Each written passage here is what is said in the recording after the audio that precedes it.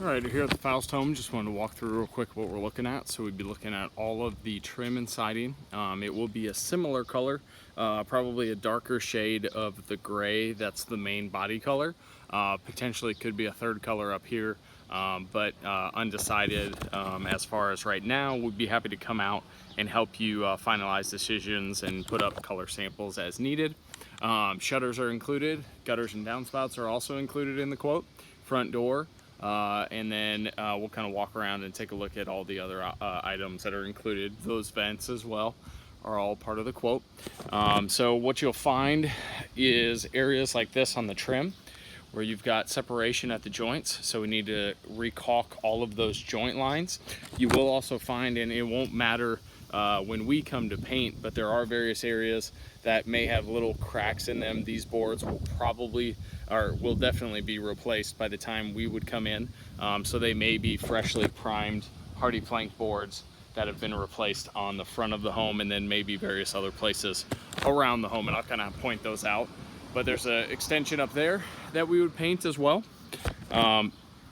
Again, you'll see cracks, you'll see areas like that where all of that will be fixed. So our big thing is making sure we caulk all the new boards to the trim, because a lot of times the contractors don't caulk those. So we'll go through and recaulk all of the new siding, make sure it's all sealed up.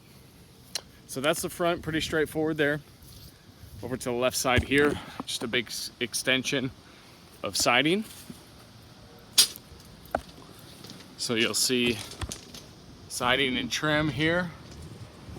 We typically don't caulk these joints just because you need that expansion and contraction of those, so we wouldn't caulk those.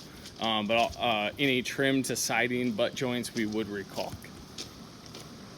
You've got these nail heads that we also want to make sure we take our time and caulk those, because if we allow those to remain open like they are, moisture will get in and cause swelling at the nail head hole, and obviously we don't want that to happen, because then you'll get into replacement of those boards because they'll rot out. Making sure we recaulk these areas, and again, this is the areas that we're concerned about caulking along the siding and trim line. Make sure we wash really well, especially on the gutters and downspouts, since we would be painting those. Got a back extension here.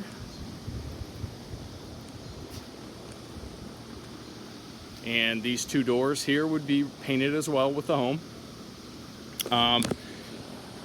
Don't see as much of that shifting, don't see as much as that cracking on the boards, but there might be a board here or there that we may have to caulk up because it has cracked. You will see along the roof line, you've got areas that are peeling. Just need to make sure that we scrape and prime those areas really well. Same thing with underneath the door here. Want to make sure we scrape and prime those, get those all sealed up really well. More of those caulk lines that we want to make sure we get taken care of. And then the back here, just this little back extension here, garage door, and a little bit of siding back here. And then move around back again, making sure we caulk along all of these joint lines, making sure we get everything sealed up. This is probably the worst as far as the caulking goes. Pretty significant cracks there, so want to make sure we take our time there, get that all filled in really well with caulking. And then we've got this side of the home here. Pretty straightforward over here. No major prep work to be done.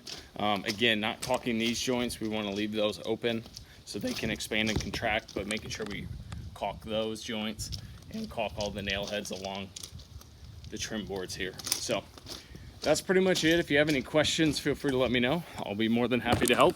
I'll have this quote over to you shortly.